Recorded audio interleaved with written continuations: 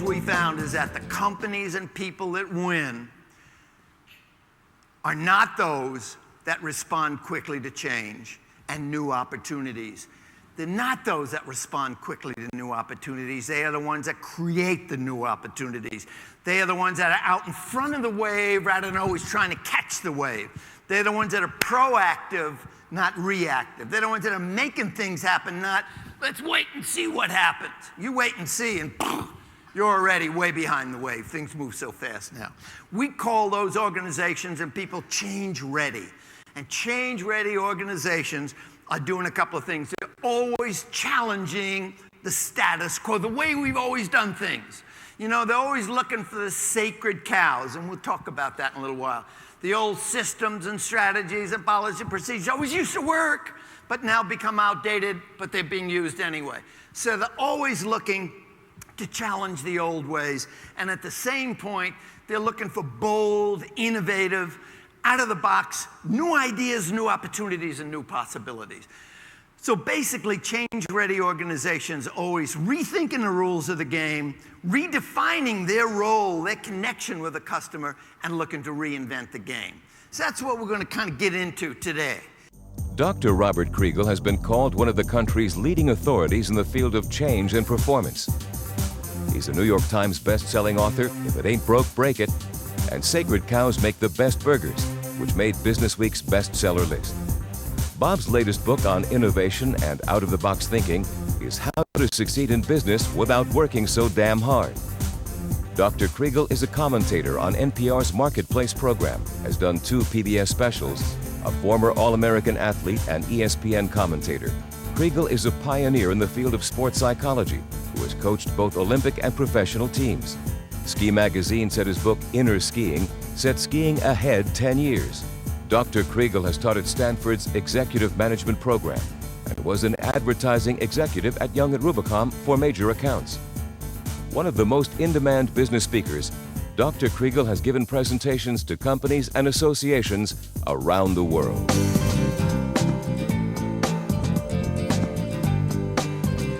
If you want to win in this game, if you want to keep winning in this game, you can't keep playing by the old rules. You can't. Look at all of the giants in every field, every area. High-tech, hotels, healthcare, banks, builders, retail, real estate. I mean, everywhere you look, giants have become dinosaurs. Why? Because they kept playing by the old rules when the game had changed. I'm talking about names that we grew up with. Huge brands. I mean, for instance, when I was growing up, I lived in New York, we didn't have a car. If you wanted to travel any place, the king of the road was Greyhound. Remember what Greyhound's motto was? Take the bus and what? Leave the driving to us, right? How many have done that lately?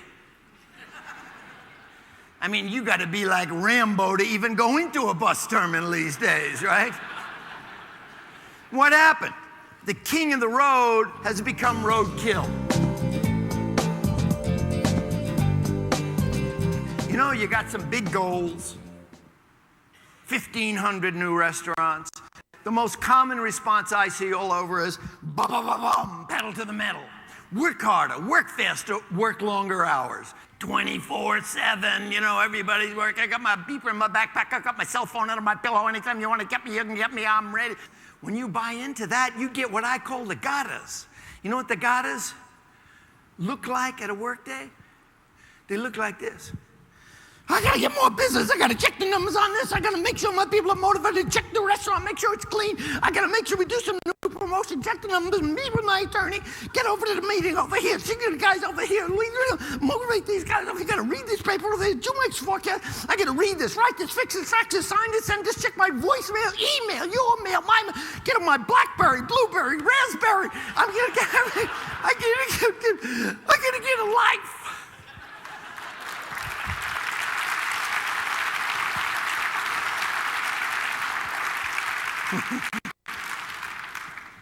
Thanks for clapping, because I got to take a breath after I do that. When you're in a hurry and you're racing, you're rushing, you're rowing around, you make more mistakes. Most people hate to what? Change, right. And the most common reaction is what I call the fire hose. You know what the fire hose is? It's the voice of experience that always tells you your idea won't work, can't be done, not in the budget, we tried that last year, I'll never buy it. Do you ever go to meetings like that or talk to people like that?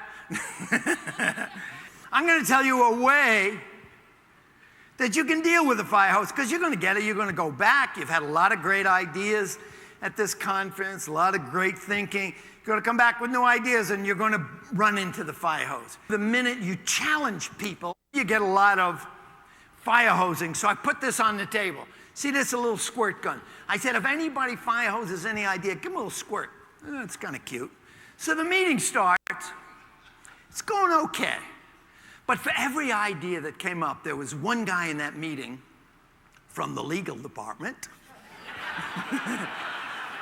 Guy fire hosed every idea. It's like somebody put a pin in a balloon, just there's no energy in the room. There's no ideas on the board. The chief operating officer comes up and he looks and he sees nothing on the board. Nothing. And the guy is not happy. In fact, I'd never seen a guy not happy like this. He was just losing it. And all of a sudden, in the middle of the tirade, he spots the water pistol. He grabs this water pistol, I kid you not. He looks at this lawyer and he says, I never want to see you in any of our meetings again. Do you understand that? And he shoots the guy. And I'm thinking, Kriegel, you've gone too far, man. People started recognizing fire hoses. Like, let's say Roland comes up with a new idea. Doubtful. But let's say someone comes up with a new idea and says, oh, Roland, we can't do that. And somebody says, you see that guy fire? And these guys, they're lining up to squirt people. You remember that meeting 3 weeks ago? You know, like revenge hoses. After about 20 minutes of this, a lot of energy, a lot of ideas, a lot of fun, the lawyer gets up. And everybody goes, oh no. And he goes like this, I kid you not, he goes like this. Shoots himself. He shot himself 3 times right in the face. Everybody goes like this, and he said, if you would have heard what I was thinking, you would have shot me too, so I beat you to it.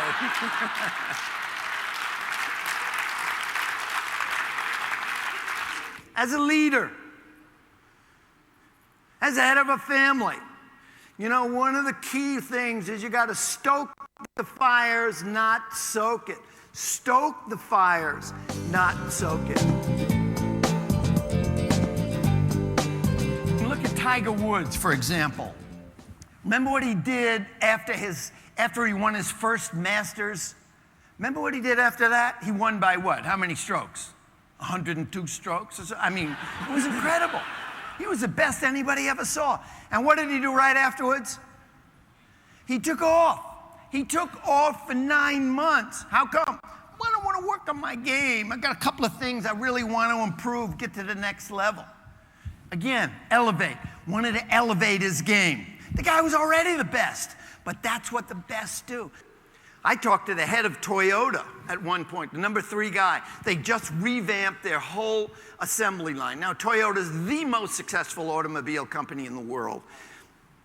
And I said, wow, you just revamped your line. How come? You know, it was just so incredible and so profitable. And he looked at me and he said, that's the reason. I said, well, what do you mean? He said, think about what you got going for you when you're really successful. What do you got going for you? You got money, you're motivated, you're more confident, right? You got momentum. That's the time to change. When things are going good, that's the time to change.